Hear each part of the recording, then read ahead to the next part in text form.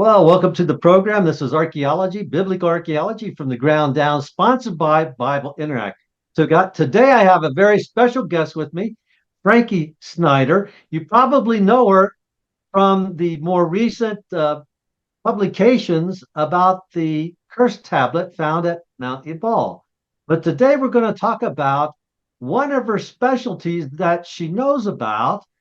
Now, I'm sure there's many she knows about, but this one in particular just caught my attention. And I thought if I could get a hold of her, I'd like for her to share this with everybody out there. It's so interesting. And that's the construction, if I say this right, the construction of floor tile, especially one that of interest to me was the floor tile that she found at the program down by the Temple Mount. It's called the Temple Mount Sifting Program or Temple Mount Sifting Project.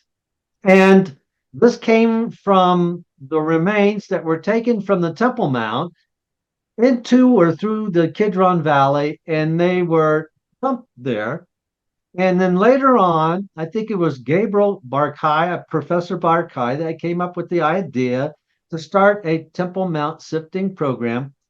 And Frankie Snyder has been there for 13 years, I believe, and assisting guests that are participating. I guess you can go on a day at the dig and participate at this program, and they have found wonderful things there. Like Howard Carter said in 1922, he said, "What do you see?" Right? Lord Carnarvon said, "What did you see?" And Howard Carter said, "Well, wonderful things," and they have found wonderful things. I'm going to give Frankie Snyder's bio right here before she comes in the program. Frankie Snyder is an independent researcher who lives in Jerusalem. She has a BS in math from Virginia Tech and also a Master's of Arts in Jewish Studies from the Hebrew College in Boston. She has volunteered with ABR, that's Associates for Biblical Research, since 2008. At Herbert L. McCarter, that's a candidate for Biblical Eye, and also Tel Shiloh. This is the opus sectile. It's a type of tile construction is her specialty. This is what we're going to talk about. And her almost 13 years of archaeological wet sifting, that's a type of sifting that is more exclusive than just sifting dry. They sift dry and then they use water to, let's say, fine tune it. That's part of the protocol of sifting that they added into the program. So the wet sifting experience at various sites throughout the city of David have given her wide-ranging expertise in the identification of small finds. Let me say something else here. It says also a little bit about your background, and this, I guess, is a quote from the article. "I didn't start out as an archaeologist, but my BS in mathematics and my MA in Judaic studies gave me an entry into the world of archaeology when I moved to Israel. Among the finds from the Temple Mount were many geometrically shaped floor tiles. So with my math background and my love for geometry, I took on the job of trying to reverse engineer the opus sectile tile patterns from the floor, get this, from the floors of the Temple Mount from the time period of King Herod. Again, detailed work, but fun and rewarding." Welcome to the program, Frankie Snyder. Thank you so much for having me today. Really appreciate you inviting me to join you. My treat.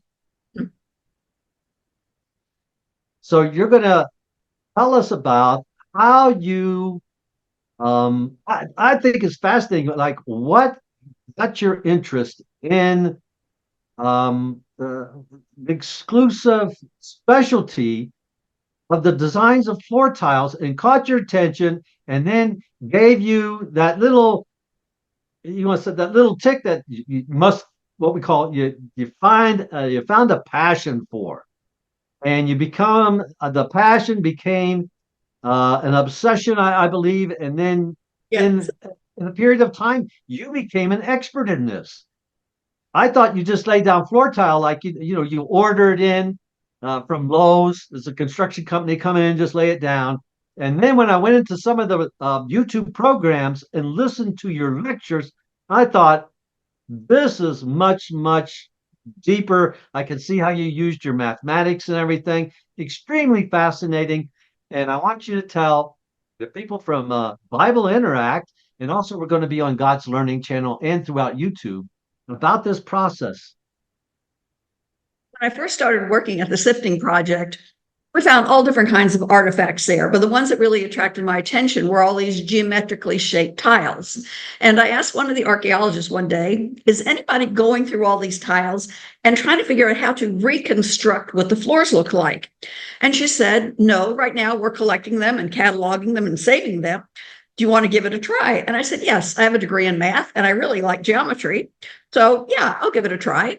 So I showed up the next day with my pencil case, complete with compass and protractor, those little instruments that you learned how to use in geometry class and thought you'd never use again. Well, I showed up with those and I started measuring and cataloging all these stones. But I also started studying where these tiles came from. This tile craft was introduced to Israel by King Herod the Great. He used these tiles in his palaces and on the Temple Mount. Later on, these palaces were used in really affluent homes, and especially like in the Jerusalem area. And then in later time periods, in Byzantine and Crusader churches, and later on in Islamic buildings. So the tiles we were finding on the Temple Mount weren't just from King Herod's time. They were tiles from a 2,000-year span of time, which meant I had to figure out what time periods all these tiles came from. Because when we find these tiles, they're not in a little plastic bag with a little tag on it that says made in this place and made on this date. So I had to learn about these tiles from reading books. I spent a lot of time on the internet looking at pictures. And I spent a lot of time traveling around to sites in Israel in order to learn about these tiles so that I could begin to sort the materials that we had into different time periods. So I'm going to start showing you a program all about this sorting process first, and then the reconstruction process of how I actually figured out what some of the patterns were for the Temple Mount. So I'm going to pull up a screen and share it with you. Let me change this into a full screen picture. Okay, so we're going to talk about these opus secula tiles from the Temple Mount. Opus secula is actually a Latin term. Opus means worked, and secula means like it's the same root for the word section, to cut. So these are tiles that were cut into certain shapes, polished. They're beautiful, beautiful tiles. Now, when we first got all this material from the Temple Mount, among them, we had over 30,000 polished stone tiles. A lot of them were white. A lot of them were various different colors. Now, where did these tiles come from? Well, the majority of these tiles came from churches that had been built on the Mount of Olives during the Byzantine period. When the Sasanian Persians came in 614, they destroyed all those churches, over 20 of them on the Mount of Olives alone, plus the ones that were within the city, and they just left everything in rubble. In 640, when the Muslims came in, they came and they took all those columns and marble slabs and marble floor tiles and cut floor tiles. They took them to the Mount of Olives, crossed over the Kidron Valley, and brought them into the Temple Mount. And that's what they used to build Al-Aqsa Mosque and the Dome of the Rock. So the Dome of the Rock that you see here is constructed from pieces and parts of Christian churches that were on the Mount of Olives and within the city of Jerusalem. So all those columns that you see here across the front of the Dome of the Rock were at one time inside churches.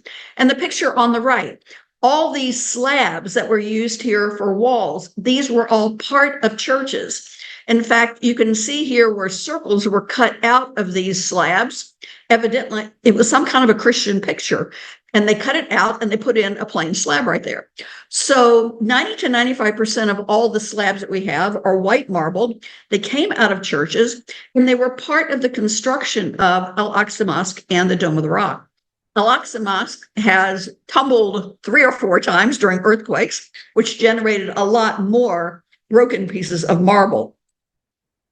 But among these random broken pieces, we found about 600 pieces that I could identify as being opus sectella tiles and fragments. You can see they're all different sizes and shapes and colors, beautifully cut, and then they were laid into these lovely floors. But the problem is, these pictures that you see on the screen here span almost 2,000 years. So I had to learn how to separate them by studying the floors that came from lots of different types of buildings around, or buildings that would have been part of the Temple Mount. Some of the tiles we found out were actually from the Islamic periods, and they were part of the Dome of the Chain. You can see here on the left a beautiful floor that has very new tiles in it. Well, that's because it got renovated. And what they did is they threw away the tiles that you see on the right. All of these parallelograms were once part of this floor of the Dome of the Chain that got tossed out when this building got renovated. Other tiles came from the Crusader period.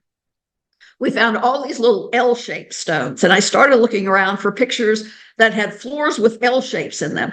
And I found one from the Church of the Holy Sepulchre. So I went to the Church of the Holy Sepulchre, taking my little tiles with me, and I found there floors that had been laid during the Crusader period from 1099 to 1187. These were floors that were laid there, and the tiles that we have are exactly the same size and shape as the ones that are here in the floor. There were actually 2 of these Crusader era floors in the Church of the Holy Sepulchre, and another 2 floors in John the Baptist Church in Ankara, which is a western suburb of Jerusalem. So we had 4 floors that were made from all these little L-shaped tiles, and these little pieces down at the bottom look like little houses.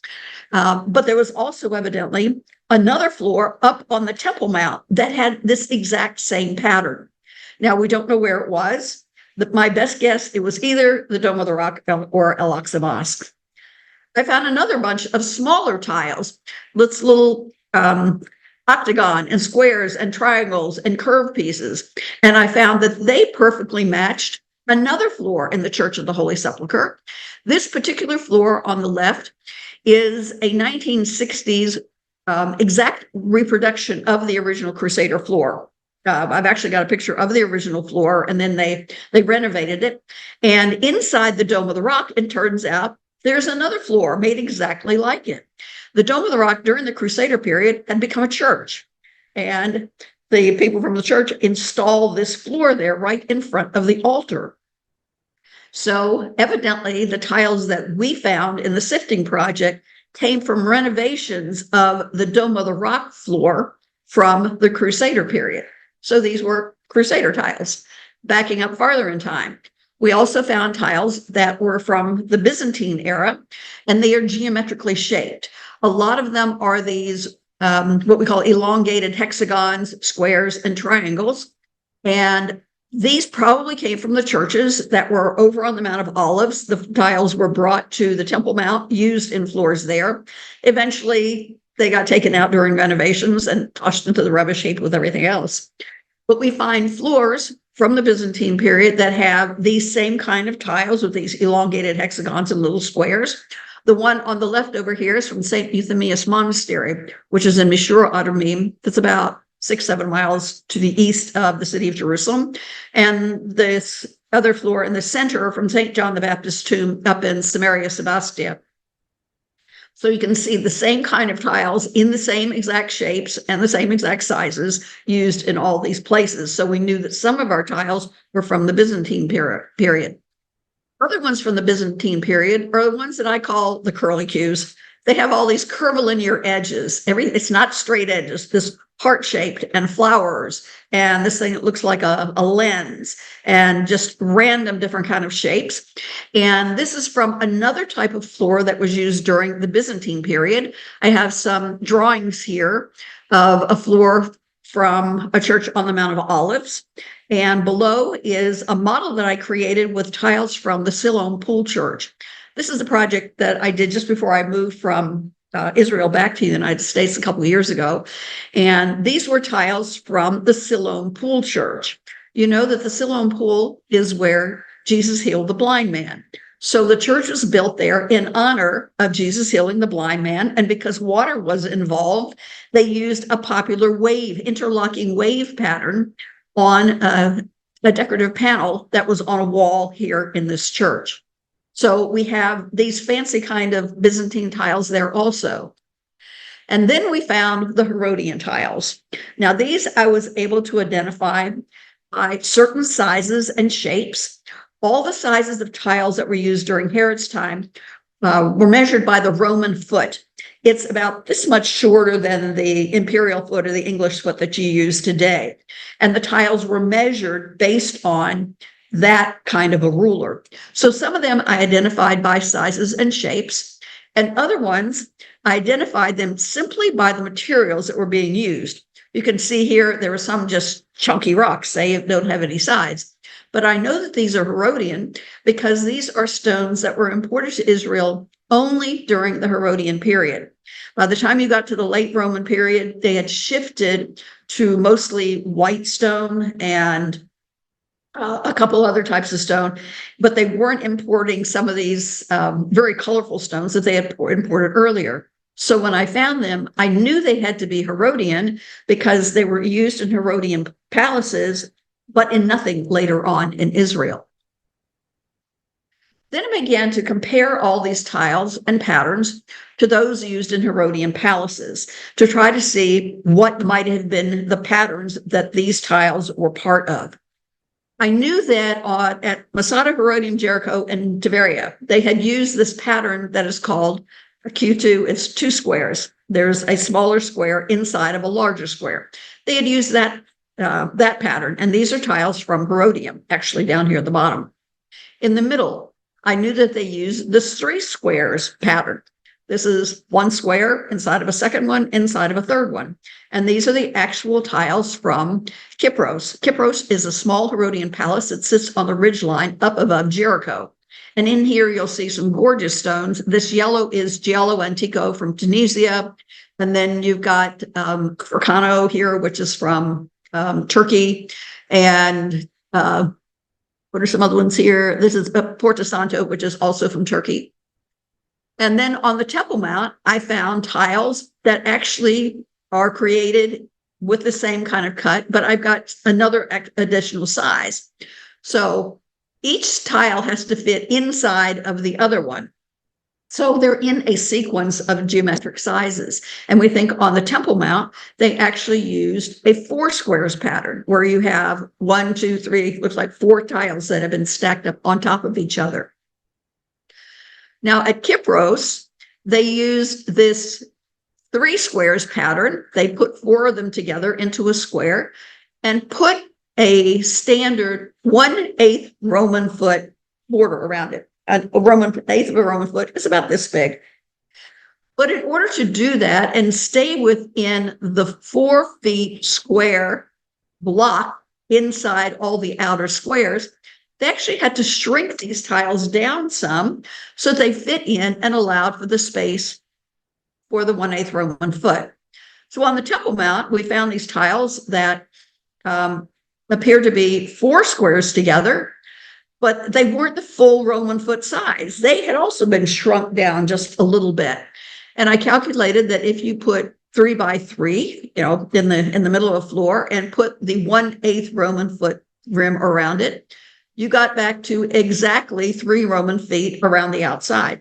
So we determined that these tiles that we found that fit into this pattern had been shrunken down a little bit, and they would have been used this way inside a 3 by 3. It's called an emblema, which is a fancy tile section in the middle of a planar floor.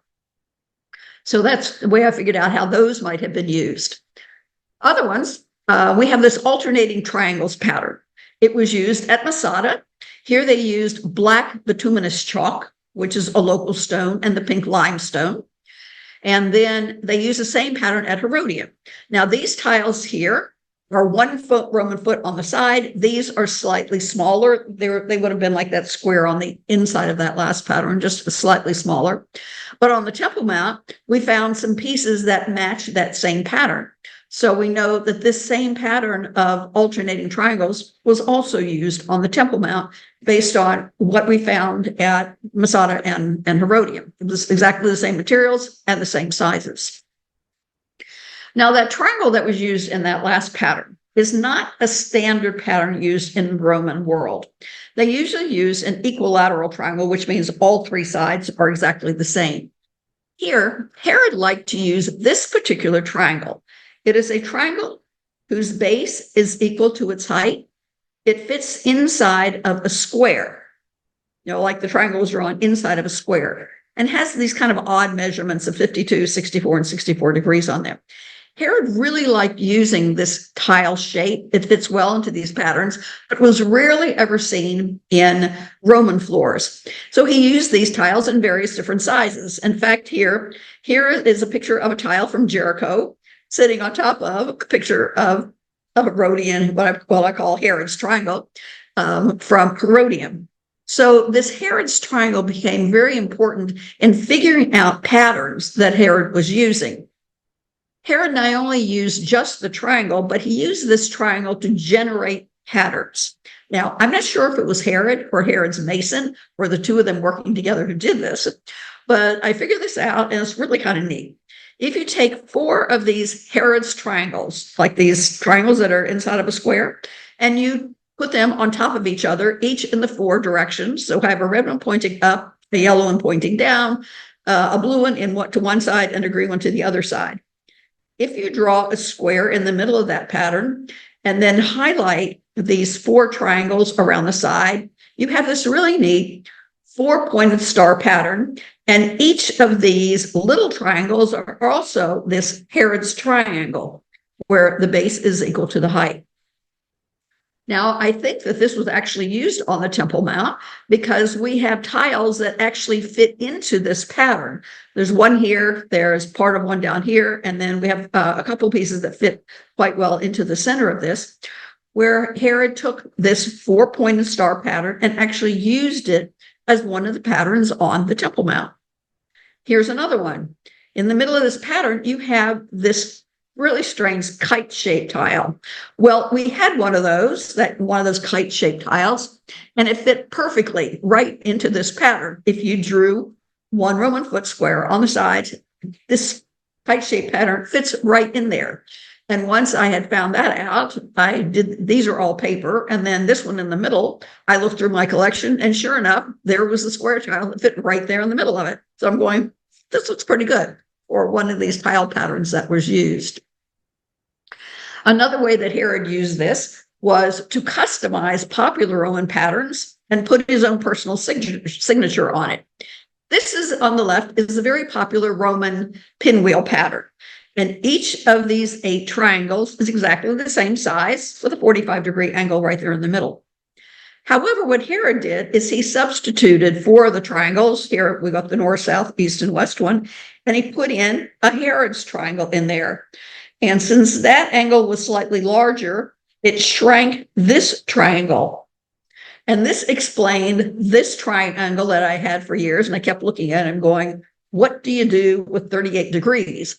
And the answer is 38 degrees plus 52 degrees equals 90 degrees. And when I drew out the pinwheel pattern, sure enough, it fit exactly into there. So I knew that Herod had taken the popular Roman pinwheel, personalized it, customized it, made it his own by putting in Herod's triangles in 4 of the slots and putting a smaller tile in the other 4 slots. Now, this Herod's triangle was used to create, or the Herod's triangle that was turned into the 4-pointed star, like here on the right, was used to create an absolutely amazing floor at Jericho. It's in a triclinium, which is a huge dining room. And here is the pattern. Now, in the actual floor, all the triangles are black, but all these white spaces are really multicolored stones, all different kinds of patterns on them. And I kept looking at that pattern going, this is really neat, but how did somebody generate this pattern? Who thought up this pattern? How did this pattern come to be? Now I could see over here these four-pointed stars, these little ones here in the middle. But one day when I was looking at it, I suddenly realized that the entire pattern is created from nothing but this four-pointed star pattern. Now I'm going to turn this into a colored version of it so that you can see it. Yes, we have the little green four-pointed stars, but now look, see the red four-pointed star? And it overlaps a blue four-pointed star, which overlaps the next red four-pointed star, which overlaps the blue four-pointed star. So the entire picture is an optical illusion. This entire floor was constructed or was designed using only this four-pointed star pattern, a square in the center, and four of Herod's triangles around the outside. So it's an amazing creation, and it is absolutely unique in the world. There are none others like it. One of my final projects before I left Israel, I was asked by the city of David to create the floor for them. This is a floor that sits in the middle of the lobby of the visitor center at the City of David National Park. I designed it, and then it was built by a local craftsman. And in it, I have included 6 out of the 7 patterns that I was able to determine were used on the Temple Mount. You'll see around the outside, we used the alternating triangles pattern. We used some black marble, and then this pink stone here was the closest thing they had to the pink limestone that was used there in Israel. So I included here in the middle, there's that floor with the 9 squares that has the 1/8 Roman foot border trim around it, so that afterwards it's right exactly back to 3 Roman feet. Each of the blocks that you see in here is exactly 1 Roman foot square. This was typical of the floors. So here's that pattern that had that funny little kite shaped in it. Here's the pinwheel pattern. This pattern I didn't show you before. This was a pattern that we thought was used there on the Temple Mount. It was also used at Banyas, which is Herod's palace way up right on the Lebanon border. And then here's another 4-pointed star pattern down here in the corner.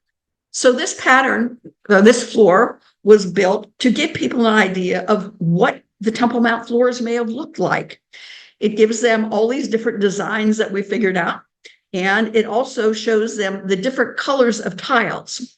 When you go up on the Temple Mount today, everything is this off-white stone. And I want to say it wasn't all off-white. There were areas that had absolutely gorgeous multicolor stones.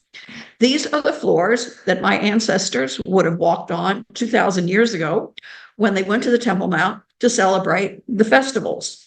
These are the floors that Jesus and his family and his apostles and disciples would have walked on when they went up there onto the Temple Mount 2,000 years ago during the Jewish holidays. So this gives people an idea of what these floors up there would have looked like. All these bright colors that were brought in, we tried to match the colors as close as we could to the actual stone colors that were brought in by King Herod. And we created this lovely floor to show people the Temple Mount from 2,000 years ago. At this point, I'm going to stop sharing and we can continue our conversation. Okay, I was on mute, so if I was going to cough or anything, it wasn't going to interrupt. I really appreciate that. That is so amazing. So what you did with mathematics, because Herod did something so unique, Yes. you could probably determine what is Herodian and what is not just by that. Exactly. By measuring the tiles, I could say this is Herod because nobody else uses that shaped triangle. Nobody else does things that way. So this is how I was able to identify them. But it took a lot of work in order to figure that out. I went around to every palace, and it turns out now I have measured every single tile that is left from every one of 8 different Herodian palaces. I have measured them on floors. I have measured them boxes that are stored away from excavations from 35 and 50 years ago. I got hold of all of them. I was given access to all of them by the archaeologists. So I work with the archaeologists from all these different palaces, measuring out their tiles. Because, you know, the statement about the total is greater than the sum of all the parts is very true here. By looking at the Temple Mount as the center, but by going around with all these other Herodian palaces and other Herodian era floors that were built in Jerusalem, I was able to sort out what's Herodian and figure out how they were used, because I figured out what was in the mind of Herod and his mason when they were actually designing the floors. And then I was able to go back and say, I know how I use this. It had to go into this pattern because this is something that he liked to use.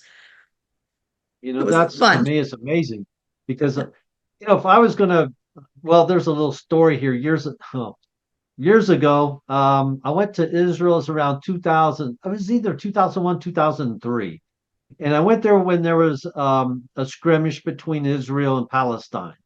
And the reason why I did it is I like to visit antiquity dealers. I got some friends out there, but also to take pictures of the archaeological excavations without all the tourists Right, because there right, was no tourism. So that was my plan. And I was reading in Biblical Archaeological Review, we call it just BAR, that they were moving dirt because there was some construction at the Temple Mount.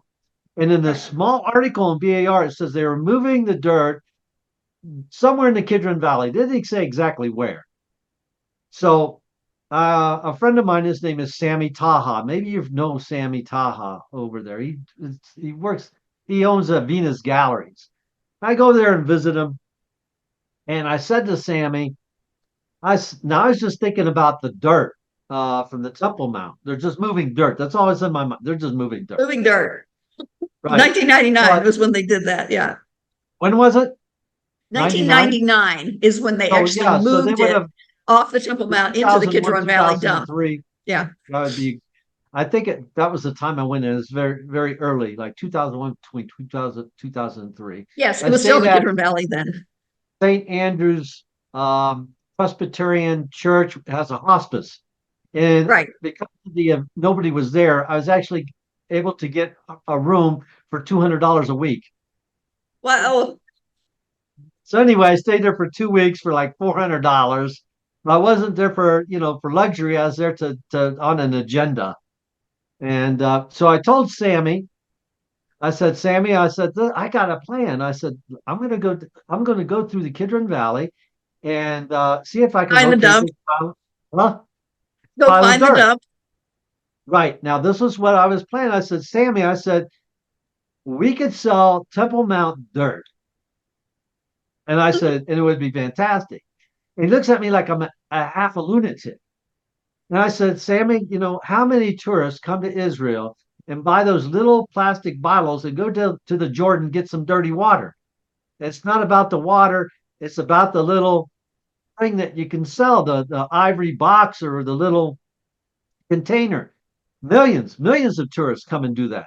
I said, well, what if you sold little ivory boxes with Temple Mount? It'd be endless supply, and it would be Temple Mount dirt. His eyes lit up.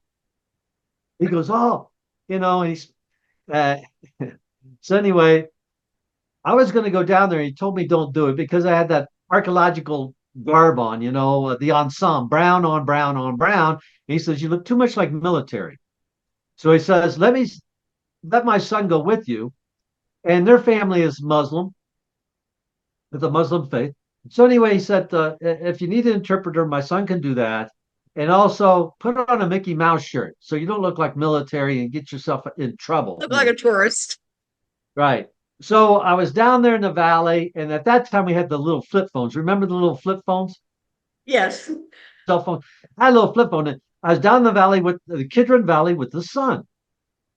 The phone rings. It rings, and I said, hello. And he says, this is Sammy. I said, Sammy, what's up? And he says, are you anywhere near the dirt? I said, no, not this time, because I was taking pictures of the tombs in the Kidron Valley. Yeah, and he goes, well, I called IAA just to be sure. He says, if they find you anywhere near that dirt, they're going to arrest you. you're going to be arrested. Yes. Now, Right. they didn't tell me that in BAR. No. So anyway, it was back in 2001 or Yeah. 2003, somewhere Yeah, in that area. it was removed from the valley and taken up to Emmons National Park, where they set up the sifting project in 2004. So it actually sat down there in the dump area in the Kidron Valley for 4 years, 5 years before it got moved Right. out. Mm, Before it got moved out. Wow. yeah.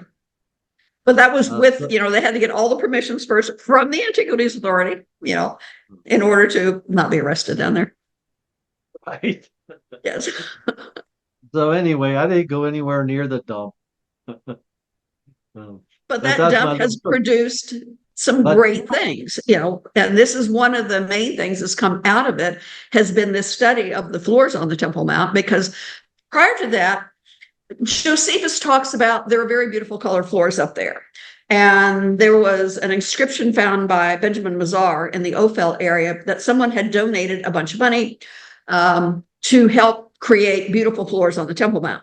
So we knew there were lovely floors up there, but there was no evidence of it until we started finding these tiles in the material and then going, hey, some of these just might be King Herod's. And we found out they are. And these are the actual floor tiles of the Second Temple period. And so it's really neat working with them, because you're not working with tiles that are like were used on the Temple Mount. These are the actual tiles that were there. They're the tiles that Jesus walked on when he was there. So it's really neat to be able to work with those kind of artifacts. that would be because uh, you're using the imagination. I think it's also empathy.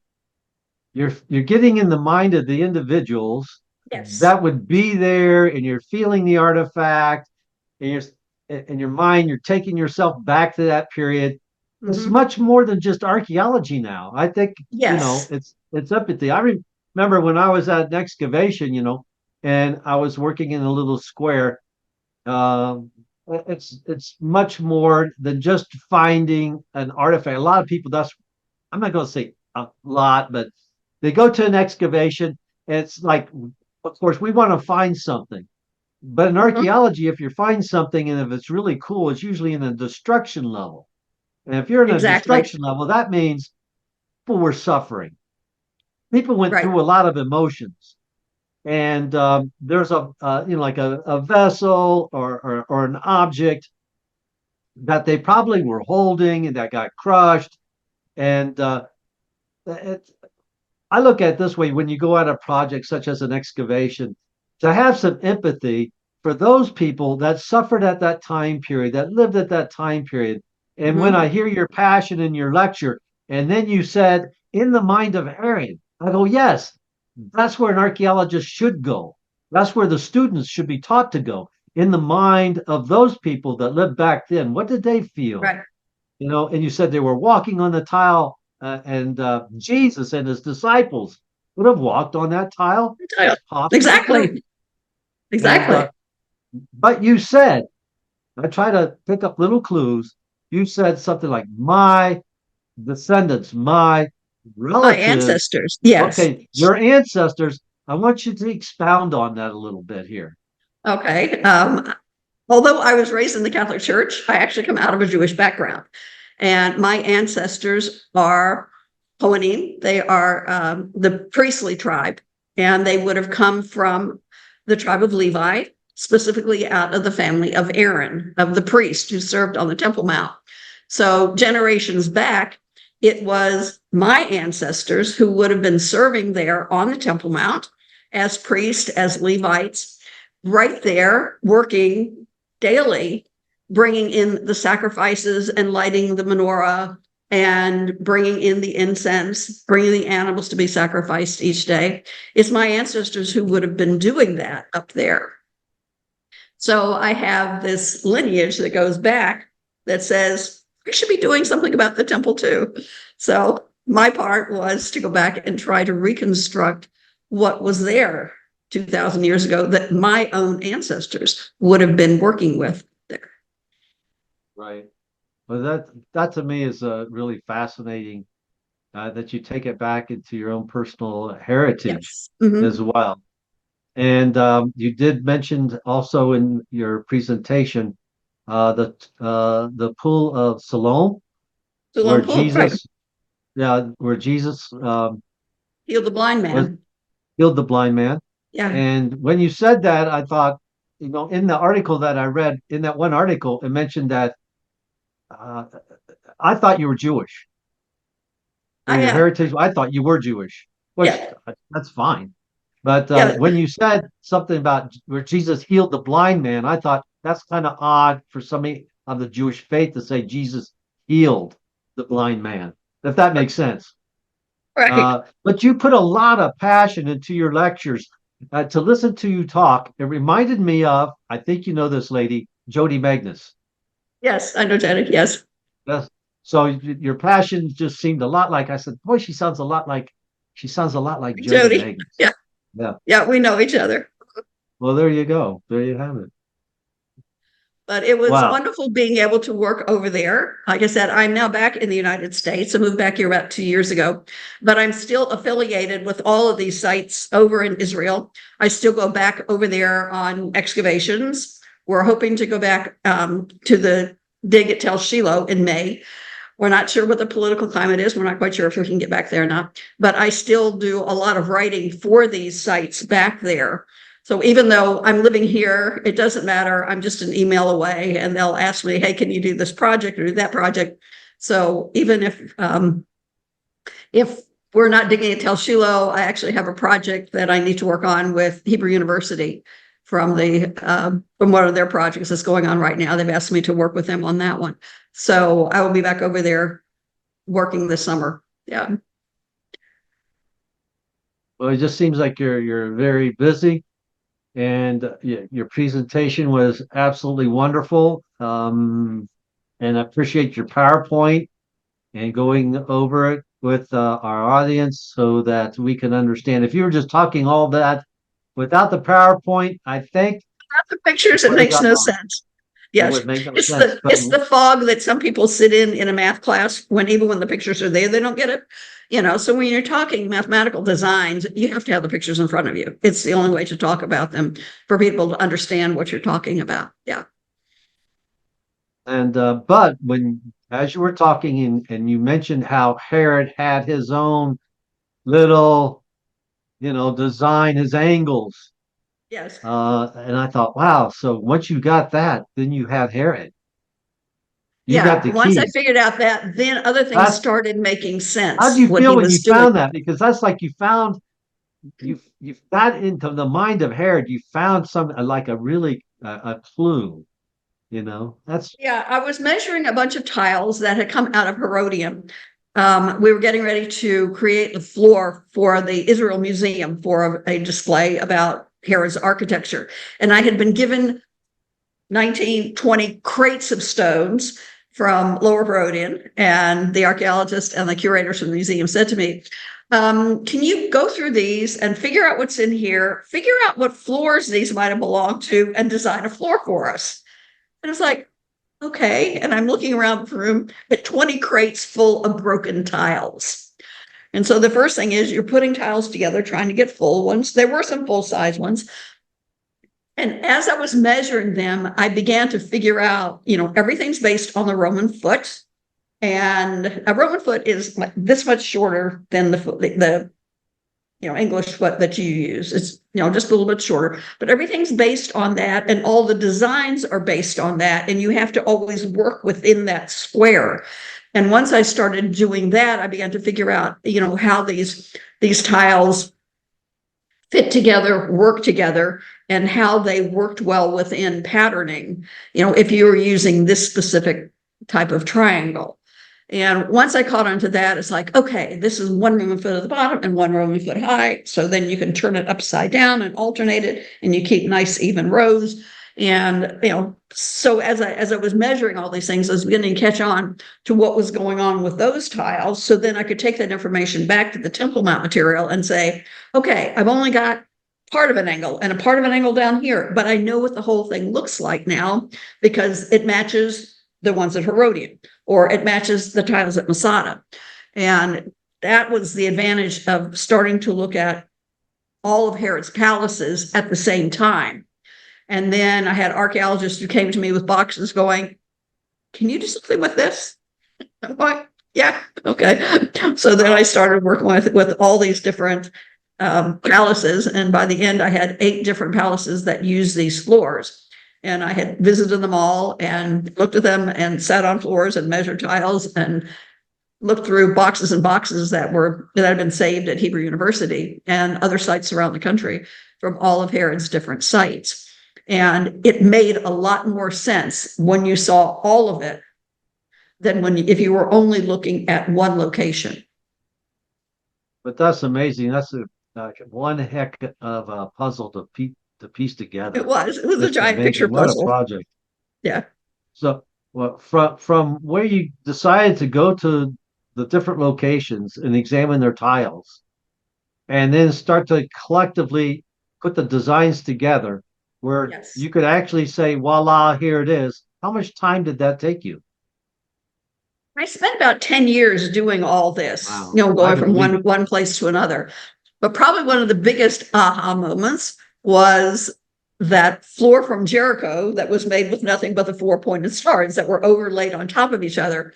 Another archaeologist had published this floor and just the design of it, but she had not made any statement about, how it was generated or anything.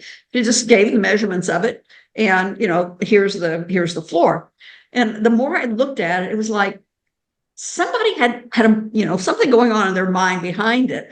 And then when I saw what it was, and it was all these stars overlapped, she was the person I went to and said, look at this. Here's how the floor was put together.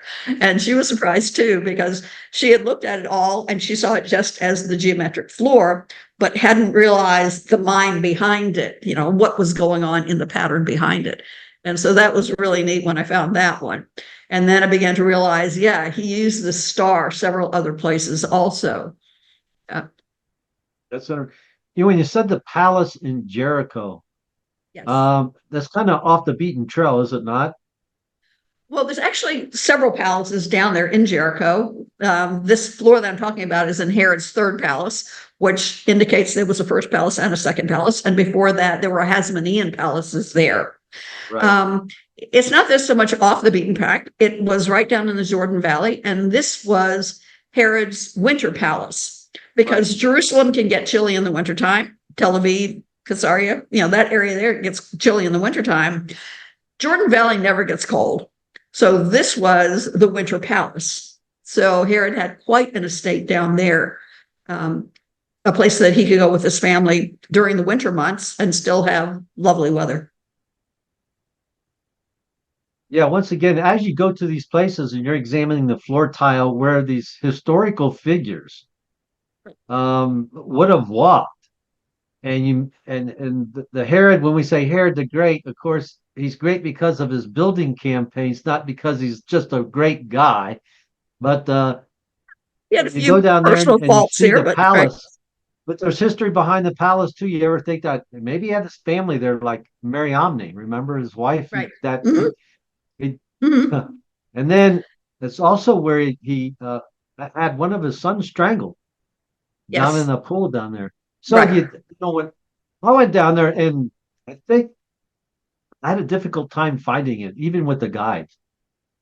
And there's I think a small farm next to it. Yes, there's a farming area all the way around it. You have to know how to get through there and get into that area. So I went in there, and examined it. And what was the tile that they used? It looks like a little diamond. Where they got that a hot is opus reticulatum walls. There you go. That's these walls that are done with square stones that are set on a diagonal. Yeah, that is a Roman construction style, and it is used there at Jericho. It was used at Banyas, and wait a minute, what's the 3rd place? Oh, at a building that is about 200 meters north of Damascus Gate. And they think it's some kind of a mausoleum that's in the middle of Jerusalem. And those are the only 3 places in the country that have structures made with that kind of tiling. And it was done evidently by Roman architects who came over to help with the project, because it's not a structural style that is used there in Israel. And then I think down at Caesarea, they found one place where there's like 1 square meter of it was done with this, and evidently somebody was trying to demonstrate to someone, this structural style, this construction style.